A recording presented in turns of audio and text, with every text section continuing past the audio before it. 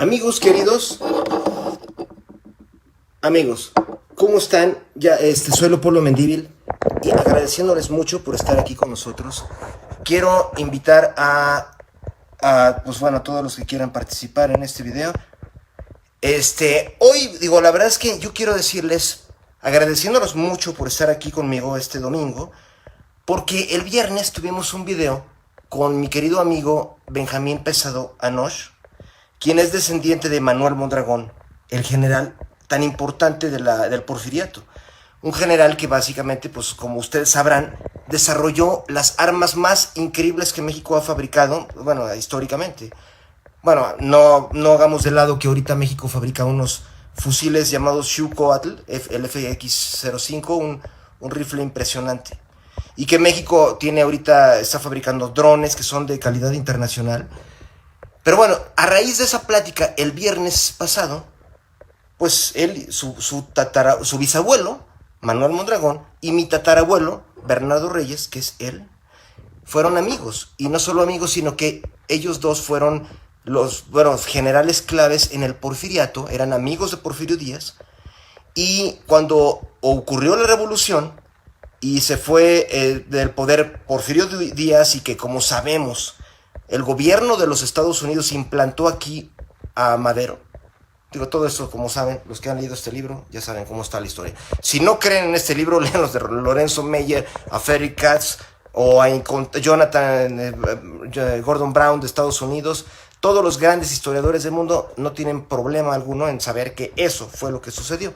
Aquí en México, pues todavía estamos saliendo del pantano de la historia oficial, que lo que ha hecho es hundirnos en la ignorancia, en la inocencia y en un infantilismo muy grotesco que nos hace que nunca nos demos cuenta cuando otros países nos están manipulando, como mucho ha ocurrido hasta ahora, ¿no?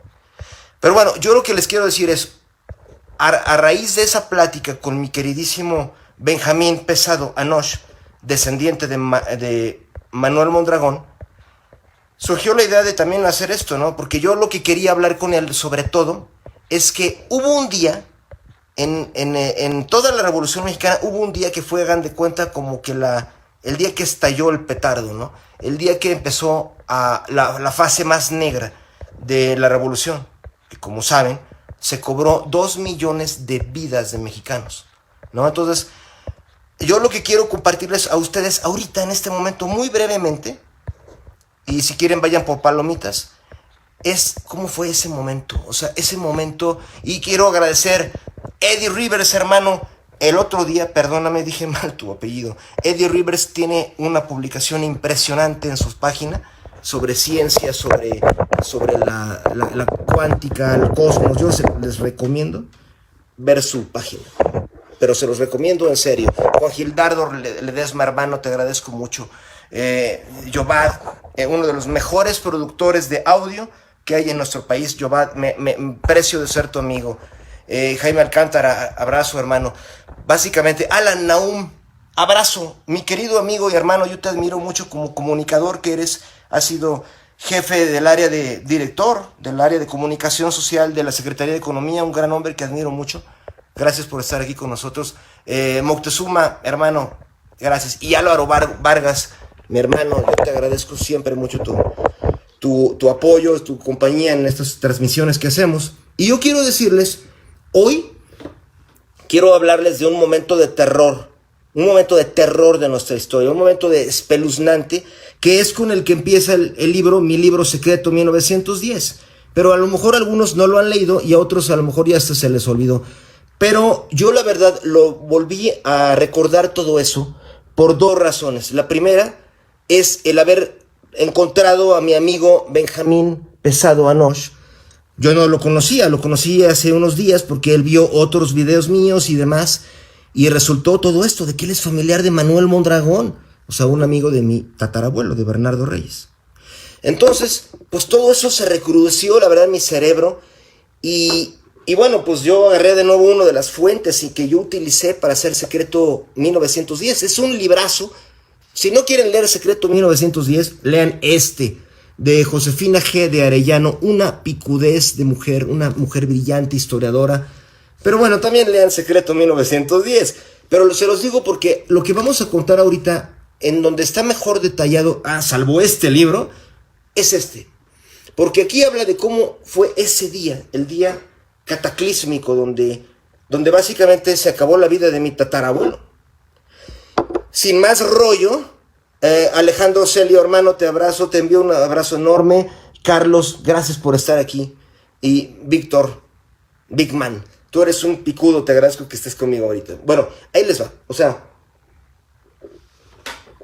y les voy a pedir que se imaginen que estamos en el día 9 de febrero de 1913. Casi imagínense la clase de mundo que se estaba viviendo.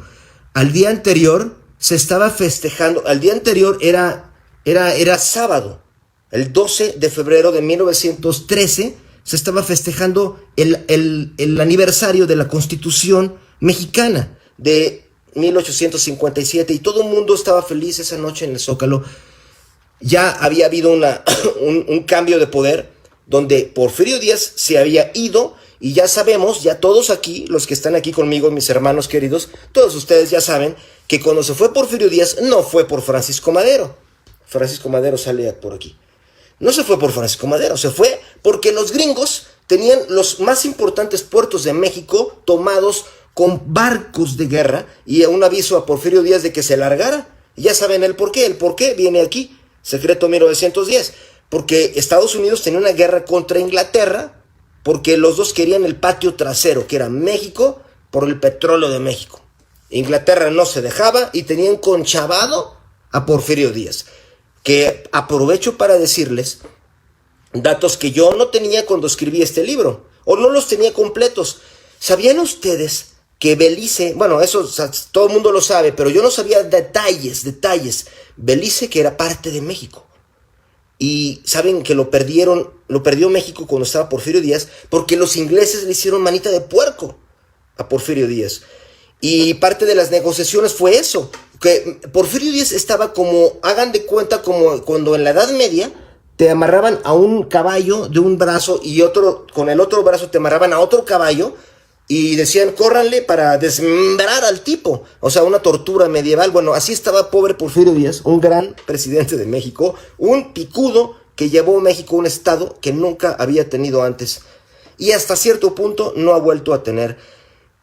Ojalá lo tenga ahora, ¿no? Pero a lo que vamos es, así estaba Porfirio Díaz, con un brazo amarrado al carruaje de los gringos, otro amarrado al carruaje de los ingleses y lo querían desmembrar. El hombre trató de sostener eso mientras pudo, pero tenía que transigir. Parte de la transigencia fue pactar con los ingleses y darles el sureste de México y todo el petróleo, y eso encabronó a los Estados Unidos, y el resto es historia, es esta revolución. Por eso en la portada de Secreto 1910 están estas banderas, Inglaterra y Estados Unidos. Pero bueno, el chiste es que yo lo que les quería decir es lo que vino a mi mente por platicar con Benjamín Pesado Anosh, que ojalá que vea el video y que se sumen también a su perfil. Lo que yo les quería decir es, bueno, también tengo que decirles otro detalle que eso sí está terrible, porque ayer sábado falleció mi tía abuela, Amalia López Reyes, mi amada preciosa tía, nieta del general, nieta de Bernardo Reyes, pues falleció ayer, a punto de cumplir 100 años, o sea, tenía 99, y la verdad me siento como un ser humano mierda, perdón que lo diga, porque yo no la fui a visitar como hubiera podido. Y bueno, pues sí, la verdad me dolió, no saben a qué nivel. Ella es la nieta de Bernardo Reyes y ella fue una increíble maestra de historia. Ella escribió libros que seguramente muchos de ustedes tuvieron en la primaria, los libros de Amalia López Reyes y de Rodrigo Lozano, libros de texto de las escuelas primarias, los escribió mi tía. Es algo increíble que mi tía abuela, Amalia López Reyes, que en paz descanse, que ella nunca quiso hablar de este episodio de su tatarabuelo. Escribió libros de historia que hablaba de Grecia, de Egipto, de todo, incluso de historia de México, pero ella no quiso hablar de esto, de lo de su bisabuelo, de su abuelo, de Bernardo Reyes, porque para ella todavía era un trauma. Para mi mamá también, o sea, su sobrina, ¿no? O sea, porque básicamente ellos tenían la historia de que él fue derrotado por el gobierno de la revolución, y en los libros de historia aparecía él como un apestado, Bernardo Reyes. Aparecía como un antihéroe, como un maldito, el que trató de darle golpe a Francisco Madero, como si Madero fuera un santo y él, mi tatarabuelo, fuera un enemigo de la nación. Pues a mí me tocó todavía en la escuela que a mí me decían, oye, tu tatarabuelo era un desgraciado que trató de darle golpe a Madero. Y todavía en México existe una fiesta el 9 de febrero, que es la Marcha de la Lealtad, o el 19, ya no me acuerdo, que es donde los soldados de Madero impidieron el golpe de mi tatarabuelo. Y a ellos son a los que son los héroes, ¿no? Entonces yo la verdad, bueno, los que hayan leído el libro a lo mejor los voy a aburrir con lo que voy a platicar, pero se los voy a decir, o sea, varios años después de haber hecho este libro y con mucha más información que ahora existe. Incluso estas entrevistas que he hecho con los descendientes de prácticamente todos los protagonistas de esta historia. Y es lo siguiente. Y aprovecho para brindar con ustedes. Tenía un vodka aquí, pero francamente ya no sé dónde quedó. Porque acabo de platicar con mis queridos coautores de este libro, que son Pedro J. Fernández y Juan Miguel Sonsonegui, queridos amigos, y acabamos de tener otro video. Pero me quedé picado, por eso estoy haciendo esto ahorita. Entonces yo lo que les quiero decir es lo que pasó el 9 de febrero de 1913. Yo quiero que ustedes se imaginen que ustedes fueran los personajes que fueron protagonistas en ese momento. En particular, Bernardo Reyes estaba en la cárcel. Estaba en la cárcel de Santiago Tlatelolco. O sea, lo que hoy es Tlatelolco, la Plaza de las Tres Culturas, donde fue lo del 68, hay una iglesia, a lo mejor algunos han ido. Bueno, pues ahí era una cárcel, era la penitenciaría. Y ahí tenían preso a Bernardo Reyes, mi tatarabuelo, porque él ya había tratado de hacer esto antes. O sea, meses atrás, él había tratado de dar un golpe de estado contra Francisco Madero. Y lo arrestaron, no le salió y lo metieron al bote. Y ahí estaba, y ahí de hecho en la celda, imagínense a quién le tocó de compañero de celda, Francisco Villa. Fueron cuates, se hicieron cuates. Y yo de hecho, pues aquí, si aparece por aquí Francisco Villa, amigo mío, un hombre admirable que de hecho participa mucho en mis videos, él es descendiente de Francisco Villa, o sea, tenemos esa historia en común también. Pero yo lo que les quiero decir es que, bueno, seguramente muchos todavía piensan, ¿por qué Bernardo Reyes habrá querido dar un golpe de estado contra Francisco Madero? Que es el héroe admitido, el que sale en los billetes, el que todo el mundo dice, wow, él era un tipazo, el apóstol de la democracia.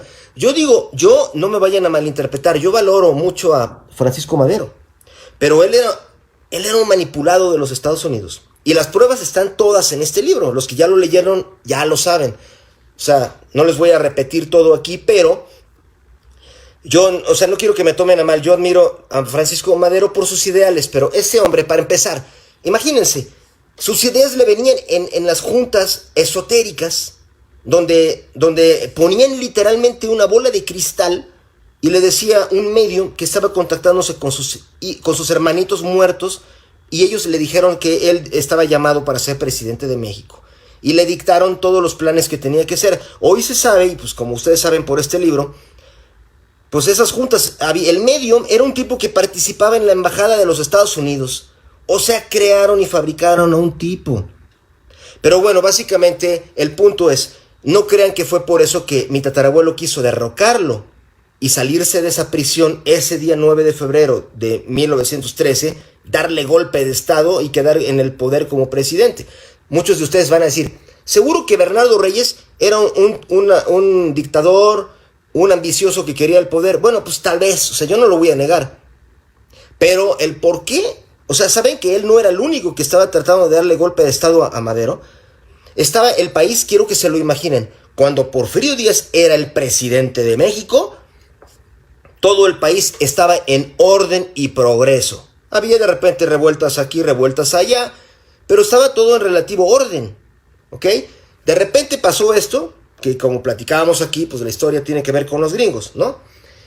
Y ocurrió entonces que se empezó a surgir una revolución aquí. Los movimientos que había aquí, de revueltas, de gente que siempre está disconforme con algo, se empezaron a organizar. Hoy se sabe, y aquí está todas las pistas de todo, cómo fue un agente gringo el que ayudó a que todos esos movimientos se amalgamaran y se convirtieran en una revolución y además hacerle publicidad en el mundo.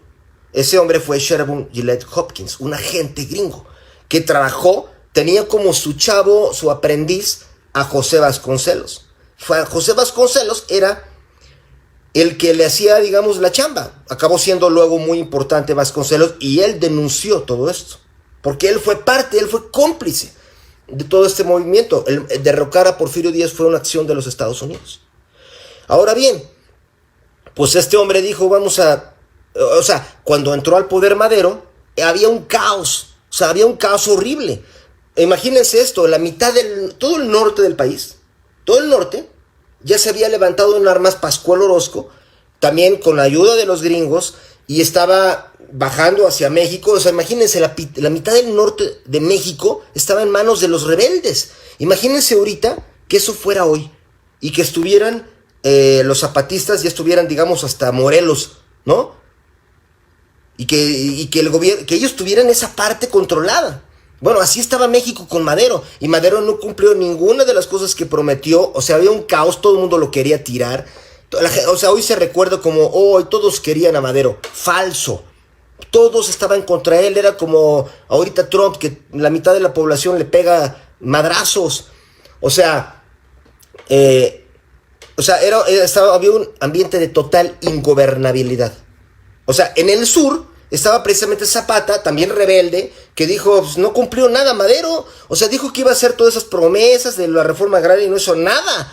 Y aparte, está regalándole el país a los gringos, ¿no? A la familia Rockefeller, que es con los que Rockefeller era socio del papá de Madero. Todo eso hasta aquí lo saben, ¿no? Bueno, el caso es que, ¿en qué íbamos?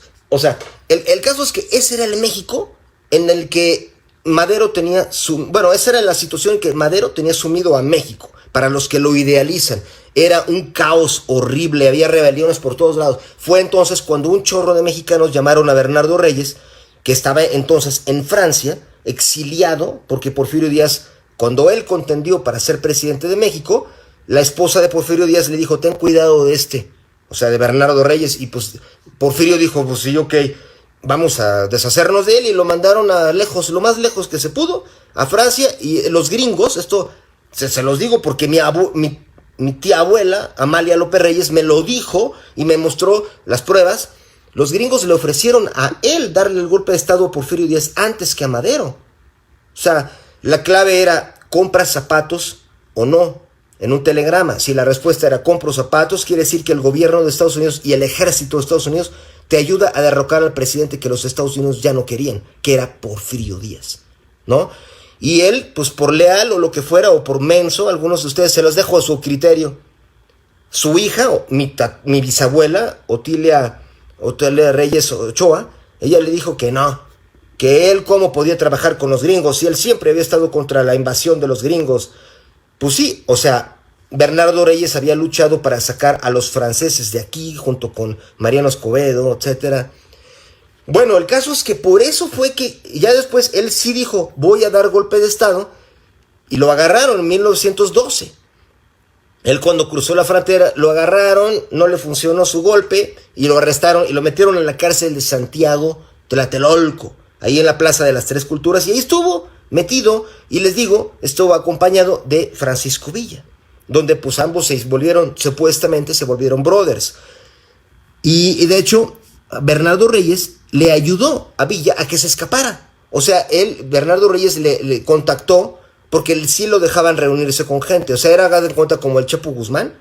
No, mal ejemplo. Bueno, era como una cárcel donde a los militares de alto nivel sí les daban chance de tener visitas. Y sí, pues iban muchos a visitarlo y a conspirar. Estaba bien peligroso. Ahí sí Madero, la neta, se vio muy güey, o muy buen ser humano, como quieran verlo.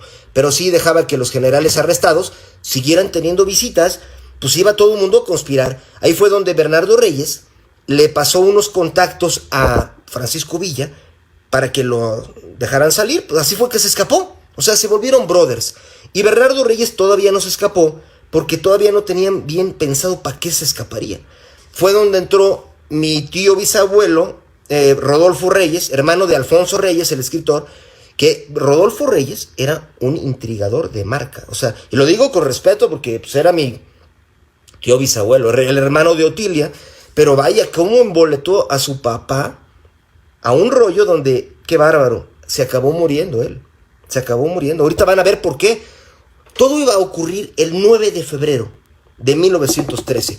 Porque ya estaban, digamos, hasta el gorro muchos mexicanos. Y muchos estaban diciendo, se sigue Madero, se va a acabar México, porque los zapatistas van a llegar al poder. Es lo que hubiera pasado. Si no hubiera habido ese golpe, el intento de Bernardo Reyes, pues Zapata hubiera llegado a Los Pinos y él hubiera sido el que hubiera arrestado a Madero.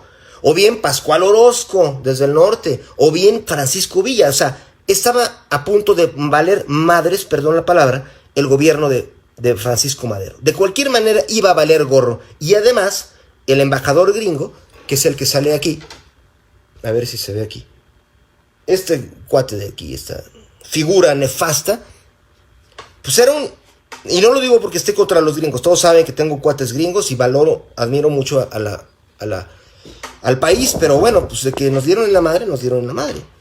Ahora bien, el punto es, lo que les quiero decir es que el 9 de febrero es cuando todo empezó a valer gorro para mi tatarabuelo y para México. Porque lo que ocurrió, hagan de cuenta que esto se hizo un plan que era, no creen que era nada más mi bisabuelo, estaba también el sobrino de Porfirio Díaz, que era Félix Díaz, que también estaba en la cárcel. O sea, estaba en la cárcel en Veracruz y se las ingenió Manuel Mondragón, el general bisabuelo de Benjamín Pesado, Anosh, que está por aquí. Y pues él se las ingenió para traerse desde Veracruz a Félix Díaz con un truco increíble, y logró que se lo trajeran a la Ciudad de México. La idea era que si estaban los dos en la cárcel juntos en la Ciudad de México, había una chance de hacer un plan para romper las dos cárceles, porque a Félix Díaz lo tenían en la otra prisión, la de Lecumberri, lo que es hoy Lecumberri, el Archivo General de la Nación. Entonces tenían a uno en una cárcel y a otro en otra. El plan, que fue básicamente Bernardo Reyes, con la ayuda de todos estos tipos que lo rodeaban, su hijo Rodolfo, Manuel Mondragón, Cecilio Ocón, un chorro de tipos, ¿no? Pues muchos que pasaron a la historia, como precisamente Manuel Espinosa de los Monteros, Francisco Vázquez Gómez. Todos ellos le ayudaron a hacer el superplan. El plan iba a ser, hagan de cuenta, como la Operación Valquiria. Los que hayan visto la Operación Valquiria, la película de Tom Cruise, hagan de cuenta, así era el plan. O sea, era algo que estaba instrumentado matemáticamente para que todo funcionara. Y yo se los voy a compartir y a platicarles por qué fracasó el golpe, por qué valió gorro, igual que en la película Operación Valquiria. El punto es, el plan era el siguiente. Primero que nada, la idea era que había que liberar a Bernardo Reyes de la prisión de Tlatelolco a las 2 de la mañana de ese domingo. ¿Ok? ¿Por qué las 2 de la mañana? Pues para agarrar a todo mundo infraganti, a todos. O sea, que fuera sorpresa. O sea, primero que nada, el plan era sacarlo de la prisión y hacer un golpe simultáneo en que varias partes del ejército mexicano iban a defeccionar. ¿Cuál es la palabra en español? Defecting. Bueno, iban a traicionar al gobierno, o sea, francamente, y se iban a declarar a favor de ponerlo en el poder a él. Y ahí fue donde, por ejemplo, todos habrán visto que en Tlalpan hay una escuela militar. Era la escuela de los aspirantes, de los jóvenes que estaban educándose para el ejército, y él los convenció su jefe. O sea, imagínense que el jefe de una escuela militar hoy, hagan de cuenta, imagínense que el rector de la UNAM fuera parte de una conspiración y dijera, mañana todos vamos a levantarnos en armas para apoyar al rector para que se vuelva el presidente de México. O sea, obviamente no es la UNAM, era una escuela de jóvenes militares. Pues bueno, los chavos dijeron, sí, le entramos, ¿no? Y sí, le entraron. De repente tenías en la madrugada del 13 de febrero, no, perdón, del 9 de febrero de 1913, tenías a 1,000 estudiantes de armas marchando porque decían, vamos a poner a otro tipo en el poder. Y obviamente muchos de ellos se imaginaban que pues, se les iba a tocar pues chambas. O sea, era un golpe de estado. Bueno, se hizo todo ese plan, pero y el plan incluía primero que un grupo, o sea, todos iban a sacar de la cárcel de Lecumberri, iban a sacar a Félix Díaz, el sobrino de Porfirio Díaz. Y todo tenía que ser hecho simultáneamente. Pónganse a pensar en la distancia entre Tlatelolco, donde estaba la cárcel donde estaba él, y la de Lecumberri. Está más o menos por el aeropuerto. O sea, era un plan que tenía que salir matemáticamente para que todas las formaciones coincidieran. O sea, obviamente, el momento en que alguien descubriera el plan, pues iba a entrar el ejército del gobierno a reprimir. Por eso tenía que ser un golpe preciso. Y el caso es que el plan también incluía que una de esas columnas, una de esas formaciones, llegara primero al Palacio Nacional a tomar el palacio. Para eso, Bernardo Reyes ya se había apalabrado estando en la cárcel, imagínense, y no había celulares, ya se había apalabrado a los jefes de la guardia del Palacio Nacional. De manera que cuando llegó esa parte del complot al Palacio Nacional, en vez de ponerle resistencia, les dijeron, adelante, bienvenidos, mi casa es tu casa. Y ya teníamos el Palacio, bueno, ya teníamos, me pongo en el lado de él ahorita, ¿no? Ya teníamos el Palacio Nacional. Ahora, ¿cuál era el siguiente punto que tenías que capturar? Pues el castillo de Chapultepec, que está por allá. El castillo de Chapultepec era donde estaba dormido el presidente, Francisco Madero, con su esposa, con Sara, que está aquí, ¿no? Bueno, pues ella estaba dormida y él también, Madero, pues pero supuestamente ni por acá les pasaba que iba a haber un golpe de estado y que iban a entrar soldados a capturarlos. Y pues ahora sí que iban a ser ellos los prisioneros de guerra. Y en el poder iba a quedar él, ¿no? O sea, quiero decirles algo para que no piensen que era un desgraciado mi tatarabuelo. Él había sido gobernador en Nuevo León durante 20 años, o sea, así se las gastaban en el porfiriato. Y sí, fue represor también, o sea, perdóname que lo diga, perdóname, pero sí era represor, mi tatarabuelo, hay que decirlo que sí, mandó a varios periodistas, pues ya no la libraron. Sí, así eran. Y eso estaba mal, pero también él fue visionario, él fue el que trató, el que modificó a Nuevo León, que era un estado agrícola, para que ahí se convirtiera en lo que hoy es. O sea, Nuevo León, Monterrey, el Grupo Alfa, pues Altos Hornos, las cervecerías gigantescas, ¿no? Toda la familia Sada, pues una de los Sada se casó con una de las hijas de Bernardo Reyes. O sea, toda la clase empresarial de Nuevo León surgió con él. Y lo que él quería era hacer eso con México. Que México fuera como un Monterrey, pero a lo grande, grandote, industrial. Que México exportara y que compitiéramos con las grandes potencias. Porque así habían surgido los Estados Unidos. Así había surgido Inglaterra. Y él lo hizo.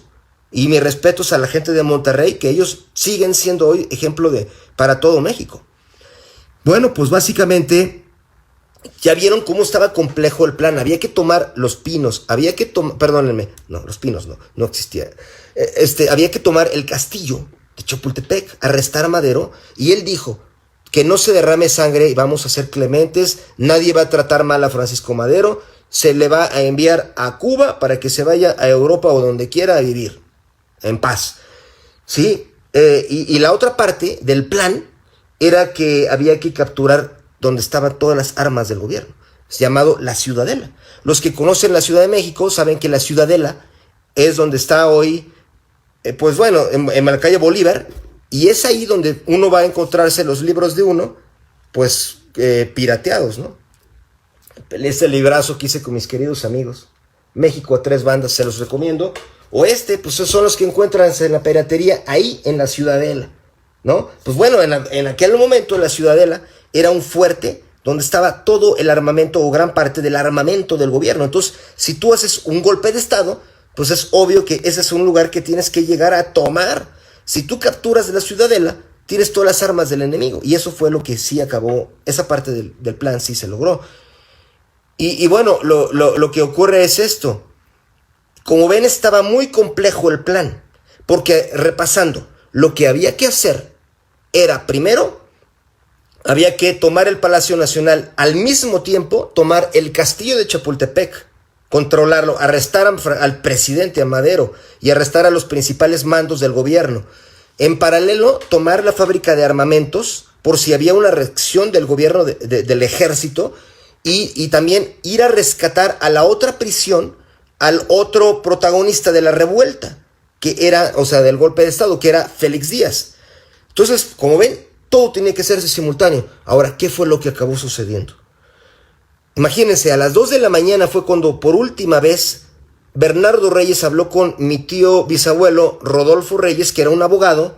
Les digo que era muy intrigante, él era el que estaba con todo el mundo conspirando, y él le dijo a mi tatarabuelo: todo está bien, yo ya hablé con todo el mundo, todo va a funcionar como un reloj. Y de hecho quedaron en un acuerdo. Bernardo Reyes en su celda iba a poner un foco rojo para que desde abajo lo vieran. Los que estaban abajo eran parte de los cómplices, ¿no? Que eran el abogado Samuel Espinosa de los Monteros, que él era el que tenía el contacto con la clase política, con los políticos que querían derrocar a Madero, ¿no? Y Samuel Espinosa de los Monteros y Rodolfo estaban abajo, y otros más. Cecilio Ocón, que era el dueño de un hotel llamado Majestic, que todavía queda en el centro. O sea, los que vayan al Majestic era de él, ¿no? De Cecilio Ocón, amigo de Bernardo Reyes. El caso es que ellos estaban abajo de la presión, y el trato era de que Bernardo Reyes iba a mover la linterna roja si había problemas como para abortar. Él iba a mover la linterna roja. O sea, en pocas palabras era de que continuar el plan o abortar, porque si no salía bien el plan, ahí les va lo que les iba a pasar a todos los conspiradores. Los iba a arrestar el gobierno de Madero y posiblemente los iban a matar, a fusilar, ¿no? O sea, eso es lo que pasa siempre que hay un movimiento de traición. No hay que negar que sí era una traición, pero aquí la pregunta es, yo te pregunto, ¿es traición cuando el gobierno que está llevándote al hoyo? O sea, es algo complejo. Yo lo he platicado con militares, y los militares dicen: está cañón, no hay manera de saber. O sea, ¿cómo puedes decir que esto es una traición o que está salvando a México? Todo es relativo. A la mera hora es la historia la que acaba juzgando los hechos. Lo que ocurrió es esto. Todo parecía que iba a funcionar, pero de repente empezaron a fallar partes del plan. Le dijeron, Rodolfo Reyes, mi tío bisabuelo, el hermano de Alfonso Reyes, le dijo a su papá: todo va bien, tú sigue adelante, todo va a funcionar, ya tengo todos están ya funcionando. Los chavos de Tlalpan ya se salieron de su cuartel, ya están marchando. Los que fueron a rescatar a Félix Díaz ya están yendo allá, y ya lo están rescatando. Todo lo que le decían a Bernardo Reyes era que todo iba viento en popa. O sea, en pocas palabras, en pocas horas iban a tener la presidencia de México, el control de México. Y él también contaba con un apoyo no era un apoyo total, pero el embajador de Alemania estaba por apoyar a Bernardo Reyes. El Kaiser Guillermo le había regalado a él una espada porque lo apreciaba bastante, y de hecho traía Bernardo Reyes una capa que le dio el rey de España, Alfonso XIII. Entonces, realmente tampoco crean que era un cuate que se levantó en armas nada más así de que a ver si sale, ¿no? No, el plan estaba excelente y hubieran podido ganar, pero aquí es donde entra un personaje siniestro. Es el que está aquí, el embajador de los Estados Unidos, Henry Lane Wilson. ¿Por qué? Porque él estaba enterado de todo el relajo. Hay un punto más que yo quiero compartirles, porque la estrategia de Bernardo Reyes consistía digamos que la estrategia clave era tener a alguien de adentro del gobierno de Madero en su bolsillo. ¿Quién creen que era? Era un general que ahora estaba trabajando en el gobierno de Madero, pero que había sido leal a Bernardo Reyes, que era el general Victoriano Huerta. Seguramente a todos ya se les hizo un nudo en el estómago, porque Victoriano Huerta es uno de los seres humanos más mierdas que han existido en este planeta. Bueno, pues él es en quien confió Bernardo Reyes, pueden creerlo, porque era un tipo bien hipócrita. O sea, en las memorias de Bernardo Reyes y en las del mismo Victoriano Huerta, dice cómo Victoriano Huerta iba a visitar, cuando estaba sin chamba, iba a visitar a Bernardo Reyes y se pasaba horas jugando con el perro de Bernardo Reyes en el pórtico, esperando que él lo recibiera. Y pues todos en la familia lo querían. Pues un tipo que vivía ahí, se la pasaba ahí, Querido Oscar Alejandro, te envío un abrazo. Roberto Ríos, hermano. Ojalá que te guste esto. Yo he platicado mucho con Roberto Ríos, un hombre muy valioso, militar. A ver, ¿qué te parece esto, Roberto? Esta historia, tú como militar que eres muy destacado, pues tú sabrás mucho mejor que yo cómo interpretar todo esto, ¿no? Alberto Vázquez, abrazo, hermano. Lilia Jardón, gracias por tu apoyo, es súper importante para mí. Bueno, el caso es que como ven, ahí estaba como de película la situación. Le decían a él que todo funcionaba bien y contaban con este aliado estratégico que era un traidor dentro del gobierno de Madero, Victoriano Huerta, que él sí había dicho, cuenten conmigo, yo aquí me encargo de que todo salga bien, ¿no? Y bueno, pues fue un traidor. A ver, dejen que vaya por un vodka, porque esto necesito el vodka, por favor, no se vayan.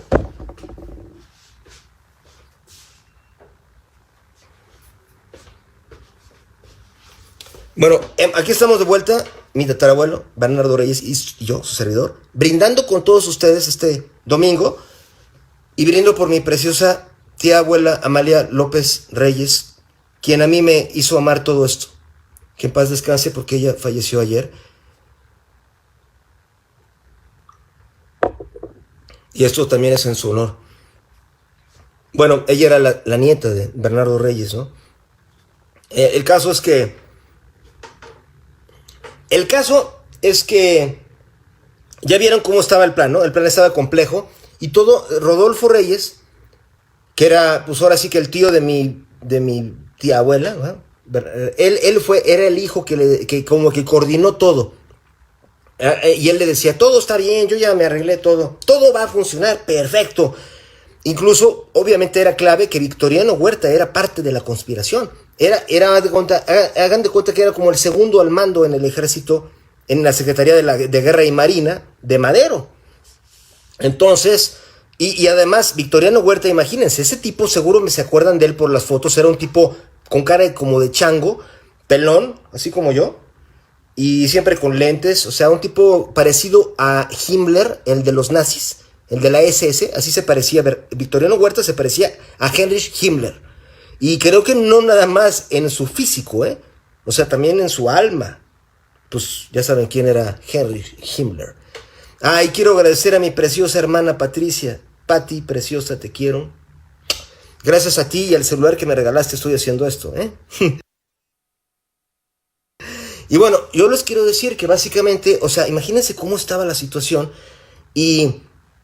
pero empezaron las fallas. O sea, todo esto, imagínense, el plan consistía en que a las 2 de la mañana tenía que suceder todo y rápido para tomar todas estas instalaciones al mismo tiempo y poder asegurar el control del país.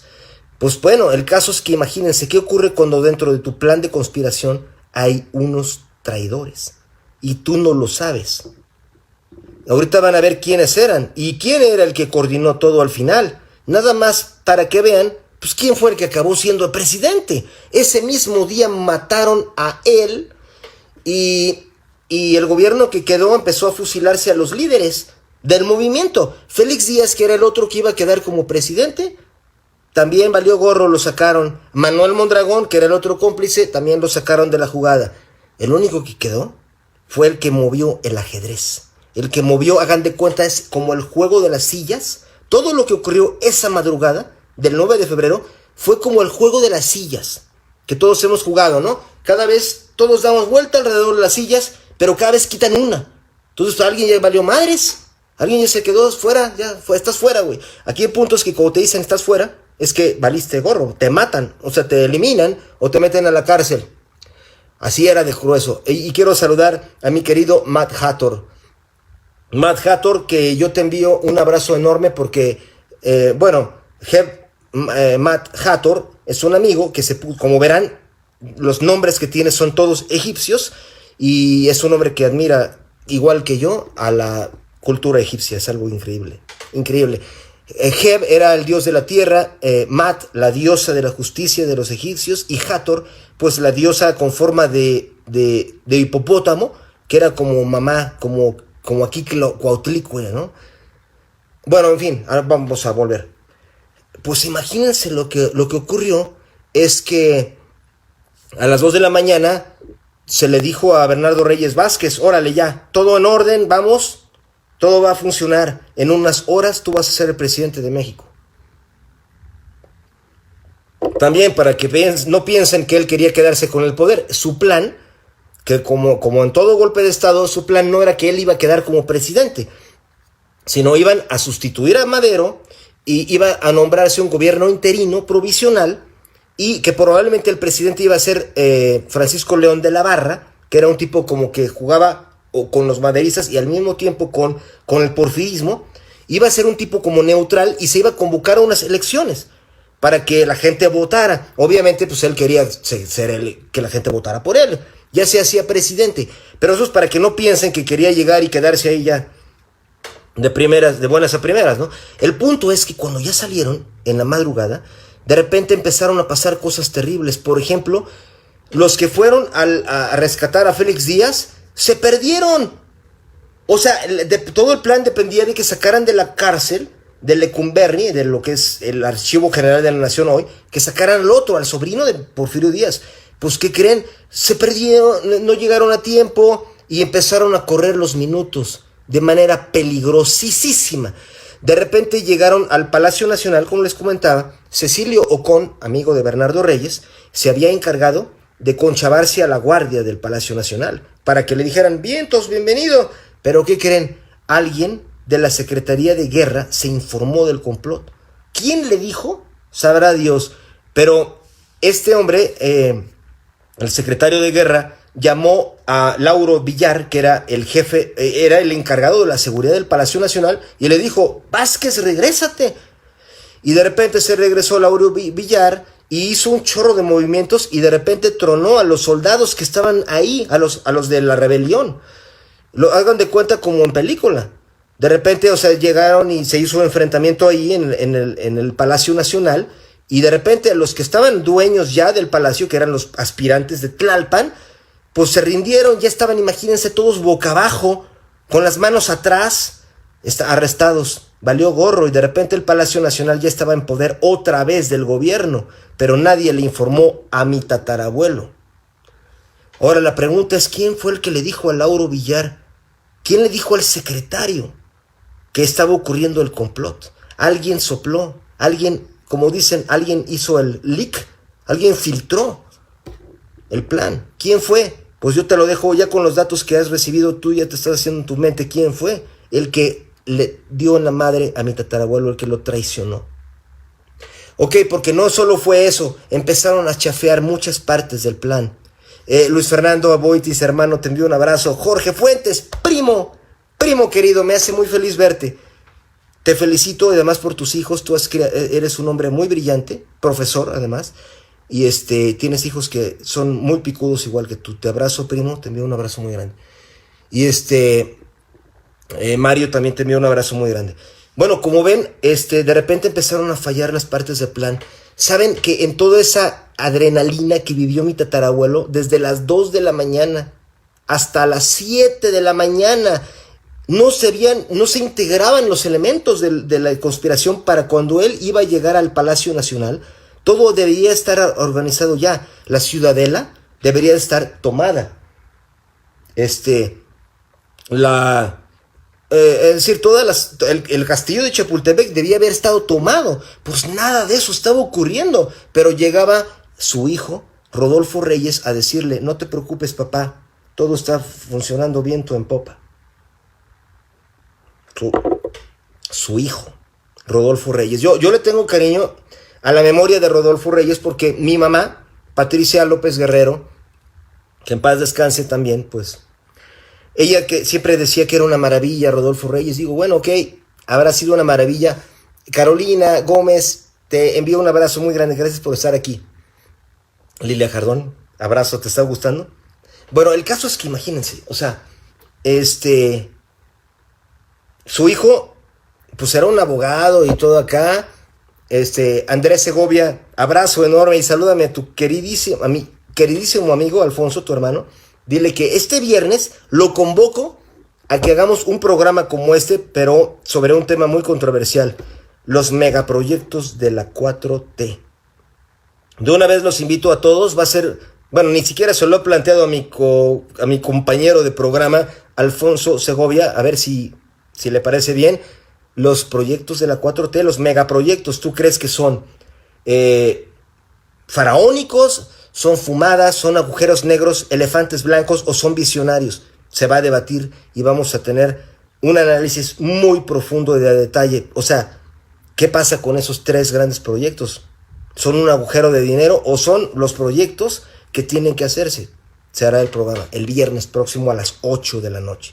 Bueno, volviendo al pasado, hace 100 años, 110 años, bueno, casi, pues así estaba la jugada, imagínense, todas las partes del plan estaban fallando.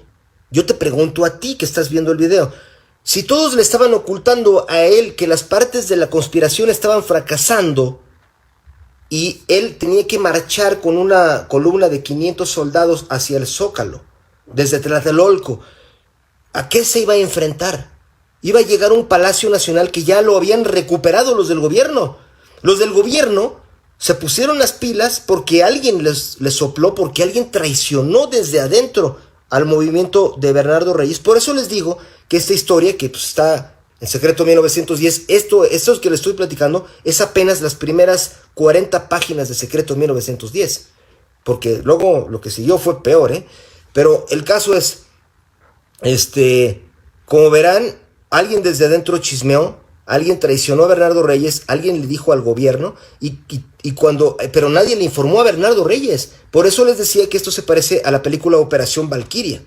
Los que la hayan visto, la película de Tom Cruise, pues es igual.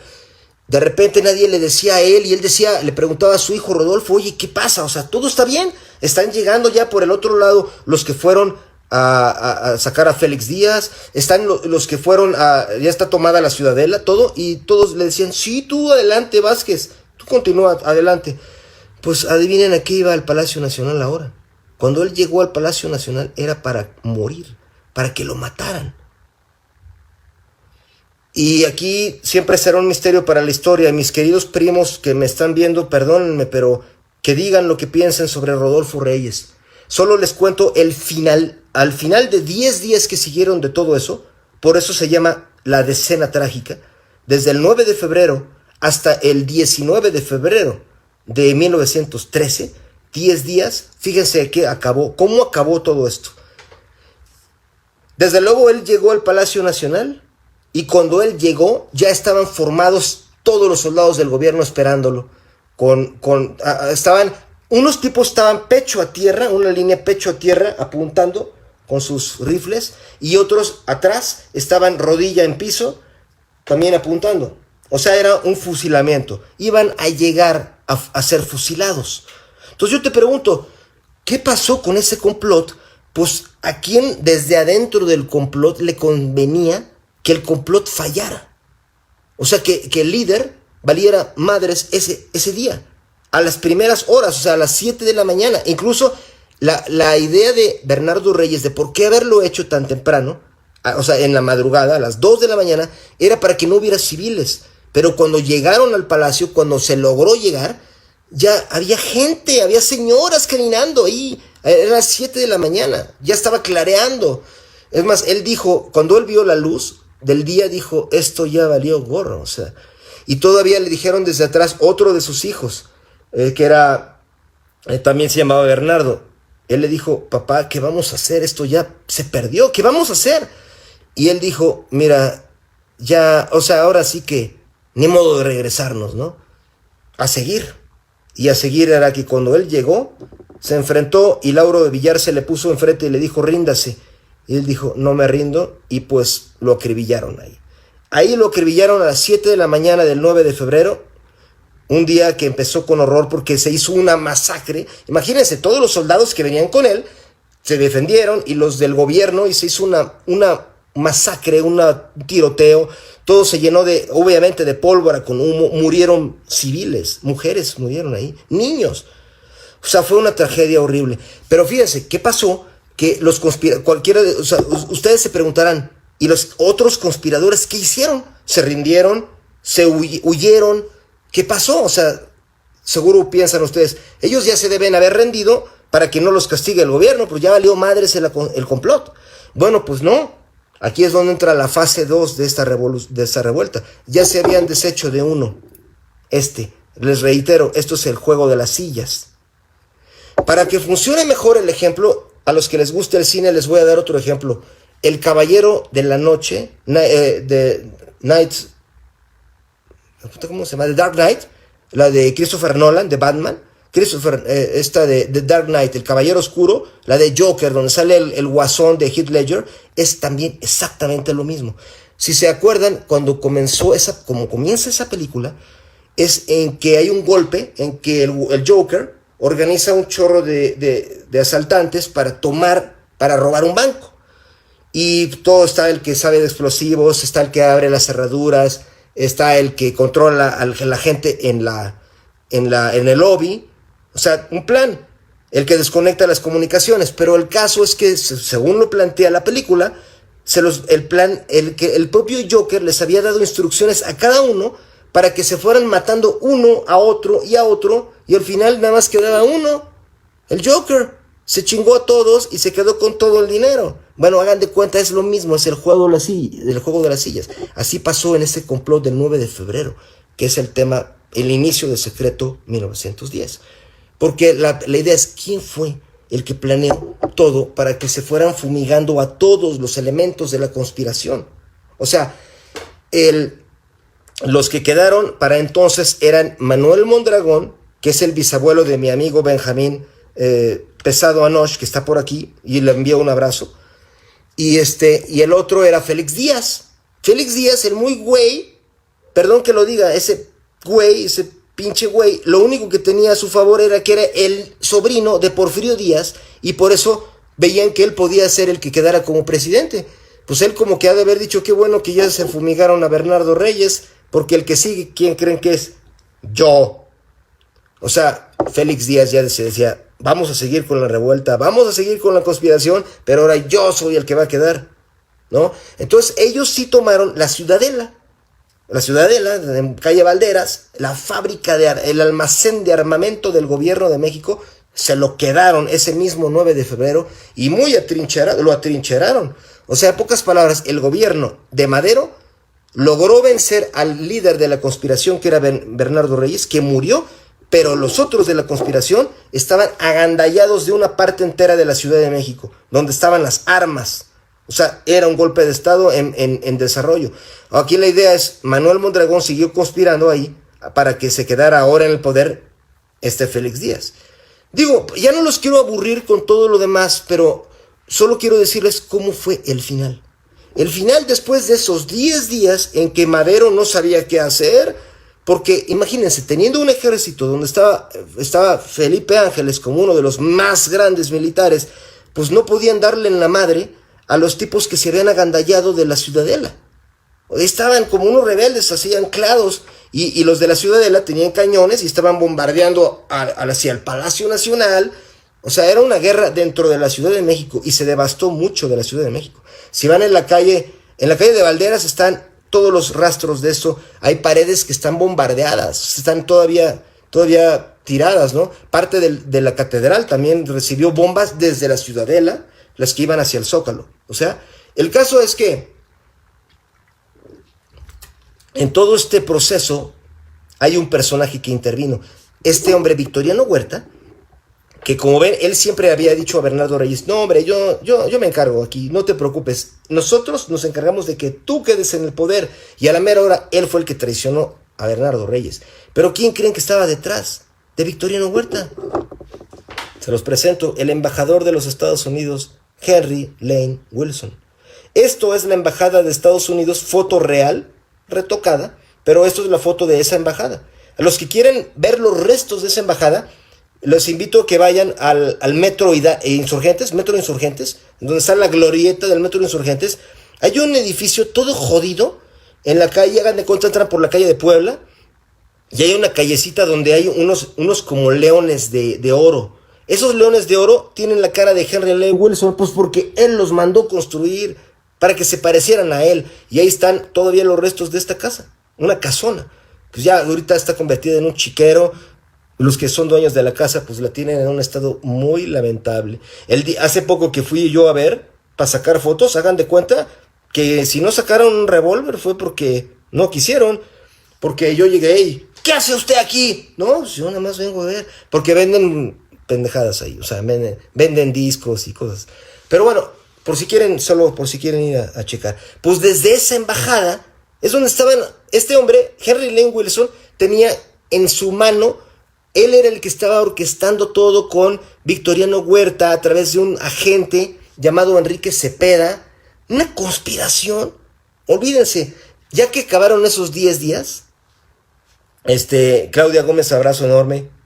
Adriana Gutiérrez, gracias por estar aquí. Espero que se le estén pasando bien, ¿eh? Y espero que también, si quieren, brinden conmigo.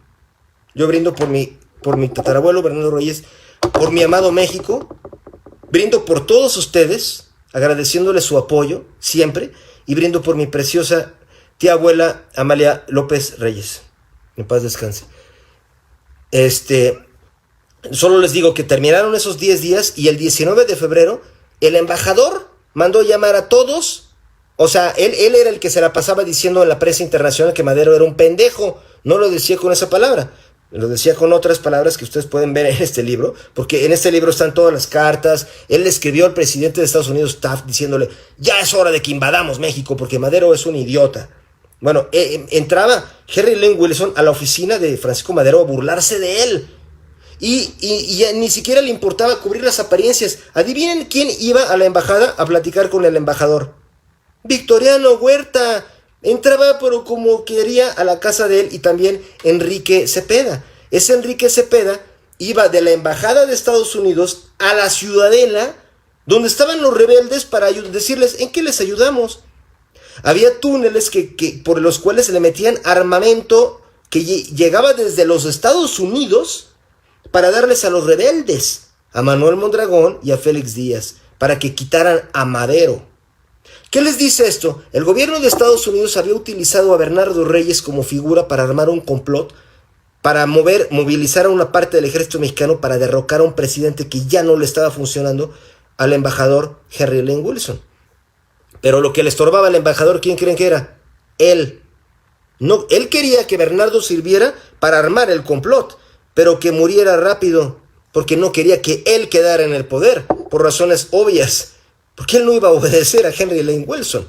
Lo que hizo Henry Lane Wilson fue agarrarse a todos los demás de la conspiración y manipularlos como se le pegó su gana. El grado que el 19 de febrero, adivinen dónde fue donde se reunieron los rebeldes para pactar cómo iban a acabarle de dar en la madre a Francisco Madero. Se reunieron en la embajada de Estados Unidos abiertamente. Ahí llegó Rodolfo Reyes, el hijo de él. Él llegó de la mano de Victoriano Huerta, de Enrique Cepeda, de Félix Díaz y de Manuel Mondragón, y ahí hicieron lo que se llama el pacto de la embajada. En pocas palabras, ¿quién quedó como presidente de México? ¿Quién lo determinó? Te lo pregunto. Fue el embajador de Estados Unidos. Él fue el que hizo el pacto de la embajada. Si no quieres leer Secreto 1910, aunque te invito a hacerlo porque viene todo lo que le pasó luego a Madero.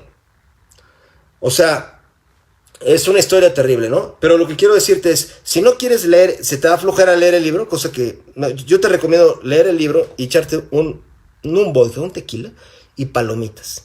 Porque es apasionante la historia de nuestro amado país, pero además, si sabemos la historia, podemos defender más a nuestro país. Hay que saber cómo fue, porque siempre, hasta el día de hoy, 100 años después, el gobierno de Estados Unidos y otros gobiernos hacen con México lo que se les pega a su gana, porque ellos conspiran con los líderes. ¿Crees que China no lo está haciendo ahorita? O sea, ahí se las dejo. ¿Crees que los Estados Unidos no lo están haciendo ahorita? Por eso México es un campo de guerra de los chinos y los Estados Unidos ahorita. Si los mexicanos no nos damos cuenta de cómo se hacen esas negociaciones en lo oscuro, bajo la mesa, ¿cómo vamos a defender a nuestro país? Hay que aprender. Los mejores países aprenden, y eso es la técnica del contraespionaje. Todos los ciudadanos tenemos que participar. Primero, sabiendo cómo ha pasado antes, ¿no? Aquí está un ejemplo. Detrás de este cartel está el del libro de Maximiliano. Bueno, luego vemos eso. Pero bueno, el caso es este. ¿Qué es lo que se pactó aquí en la embajada de Estados Unidos ese 19 de febrero? El pacto de la embajada. Yo te decía, si quieres busquen en el Wikipedia pacto de la embajada y vas a ver ahí tal cual todo lo que te estoy diciendo, que Henry Lane Wilson, embajador gringo, convocó a, ahí fue donde reunió a los rebeldes. Imagínate que hoy el embajador de Estados Unidos estuviera reuniendo en su embajada, en su sala, a los zapatistas, diciendo, vamos a derrocar al gobierno ahorita. Más que yo aquí los organizo. Pues es un golpe de Estado. Golpe de Estado creado desde otro país. Bueno, eso fue lo que pasó. E insisto, yo no estoy contra los gringos, yo los admiro. Ellos hacen muy bien su trabajo de dominar al mundo. Hagámoslo también nosotros. Al menos hagamos la tarea de defender a nuestro amado país, porque somos un país chingón, que vale la pena defender, simplemente porque aquí nacimos y porque la mayor parte de los seres que amamos están aquí. Y ya nada más por eso tenemos un deber de hacer algo aquí y no decir, no se puede. No, claro que se puede. Claro que se puede. Lo han hecho otros países, pero bueno, eso es otro tema. Lo que quiero decirte es que ahí fue en la embajada donde se negoció cómo iba a quedar todo. Y se negoció que Rodolfo Reyes, mi tío bisabuelo, no me vayas a jalar los pies, pero pues él, ya juzgarás tú cuál fue su rol, porque él quedó ganón. Y a él le dieron la secretaría, el Ministerio de Justicia. O sea, lo que sería la Suprema Corte, se lo dieron a Rodolfo Reyes. Quedó que Manuel Mondragón iba a quedar como secretario de guerra, que Porfirio, mira, fíjate el embajador, qué cabrón fue. Él sabía que Félix Díaz era el otro figurón después de Bernardo Reyes. Ya que estaba muerto Bernardo Reyes, pues la figura que todo el pueblo hubiera querido que quedara era Félix Díaz, el sobrino de Porfirio Díaz. No porque fuera listo, sino porque era el sobrino de Porfirio Díaz. Y todos los conservadores decían, por piedad, que regrese alguien como Porfirio. Y muchos le decían, Félix Díaz es nada más el sobrino del tío. O sea, así lo consideraban. O sea, un güey que su gran plus era nada más ser sobrino de Porfirio.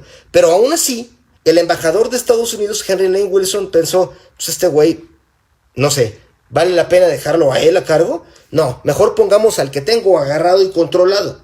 ¿Quién es? Victoriano Huerta. Entonces, el embajador decidió que Porfirio, que se le dijera, él le dijo a Félix Díaz, mira, tú tranquilo, vas a ser presidente, pero primero vamos a poner un gobierno provisional. Y ese gobierno provisional va a ser mi amigo Victoriano Huerta. Y le dijo a Félix Díaz, no te preocupes, Victoriano Huerta va a convocar a unas elecciones y el pueblo va a votar y ahí sí te lanzas de candidato. Bueno, ¿creen que pasó algo de esto? Nada de eso. Se deshicieron también de Félix Díaz. Cuando ya quedó en el poder Victoriano, que era un sirviente de Henry Lane Wilson, y ahorita verás la parte peor del complot. La parte peor del complot, y esta no me la vas a creer, pero si quieres ve aquí cómo fue, o busca a Lorenzo Meyer, busca a todos. A la mera hora podés creer que el embajador de Estados Unidos estaba traicionando a los mismos Estados Unidos y él trabajaba para Inglaterra. Todo este plan fue, Inglaterra usó al embajador de Estados Unidos para dar este golpe de Estado. Y si no me crees, seguro muchos van a decir, puta, ¿qué fumó Leopoldo? Yo te recomiendo que entonces investigues qué fue lo que pasó. El presidente de Estados Unidos era William Howard Taft. Y el 4 de marzo de ese año, o sea, imagínate, estamos en febrero de 1913, el 19 de febrero. Bueno, pues el 4 de marzo, en menos de un mes, en 2 semanas, ya iba a cambiar el presidente gringo. William Taft ya se iba a ir a la goma. Y el que iba a quedar en cambio era el enemigo de Howard Taft, que era Woodrow Wilson. Un cuate que era un demócrata, pacifista.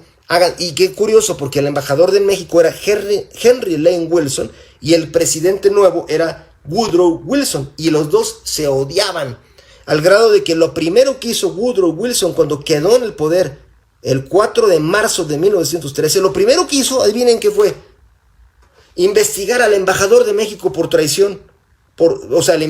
Investigar al embajador gringo en México por traición a los Estados Unidos, por complicidad con Inglaterra.